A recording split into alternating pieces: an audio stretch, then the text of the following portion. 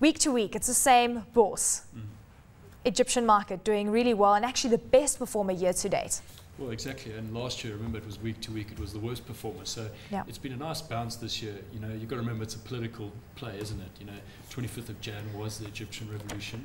So when that passed, that week particularly, I think it was like 11% that week, you know, itself. So, but it's still not at pre-crisis levels. At least this is what we're looking at. Yeah, it's getting there, you know. But obviously, 42% up, particularly after what we had last year when it was shut for so many weeks. I think it's very pleasing. A lot of guys are very happy. And we keep reiterating the point is really the telcos that are doing quite well there. Any other sector where you think there could be value to be had, despite the fact that the bourse is up 42% year to date? Well, yeah, you mentioned telcos. Obviously, there's a big talk with the potential merger with France Telecom and EMOB.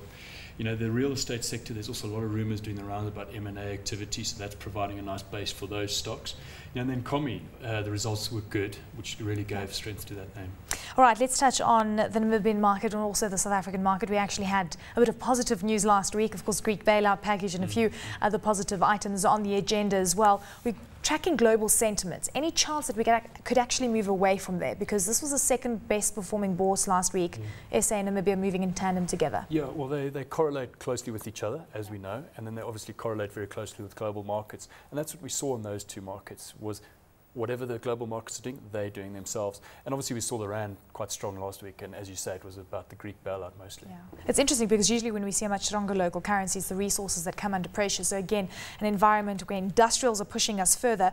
Let's touch on Tunisia. It's the third best performing bourse last week, and IPO news of an internet service provider shaking things up there. Absolutely. I mean, that was the talk of Tunisia last week, the Hexabyte, which is, as you said, the internet service provider.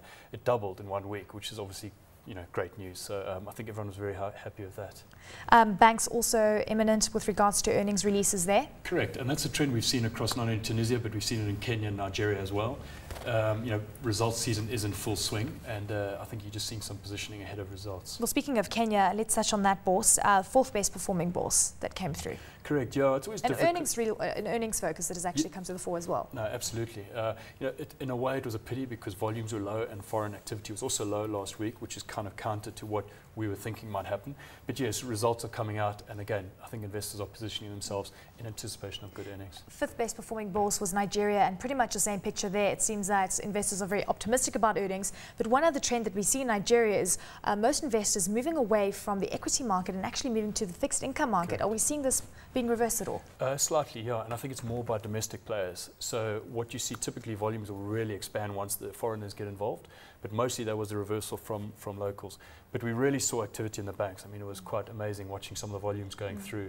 You know, UBA is an interesting story. No one would touch it. Profit warning, in fact, that actually came through for the full year numbers. Yeah, correct. No one would touch it 2 weeks ago. Now it trades limit up every day for about the last 8 or 9 days. So very interesting watching. Absolutely. Okay, so the worst performing bourses and Zimbabwe at the bottom of the lot. Zim mining, however, Hwange being one of the reasons. Well, yeah, Hwange, as you know, is 68% of the index. There are only 4 stocks in the mining index. So moves in an absolute own way. Was down 5.5% as index. Hwange was down 14%. But sorry, just on Zimbabwe, 2 other things to note. You know, I'm not sure if you're aware, but obviously the small caps, there were rumors doing the rounds last week that they would delist anything with a market cap of less than $1 million.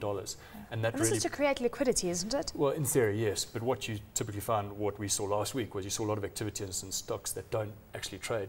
ZECO was actually up 900%, you know, so you can draw your own conclusions. But the other interesting news coming out of Zim is the Securities Commission, which is obviously looking into some of the wild price swings, which we often notice at the end of quarters and end of years.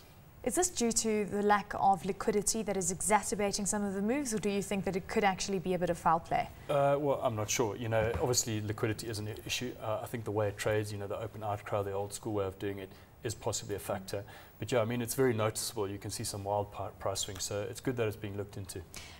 In Zambia, the kwacha is weak, which naturally, of course, assists the copper market there. And this bourse actually one of the worst performing bourses that came through.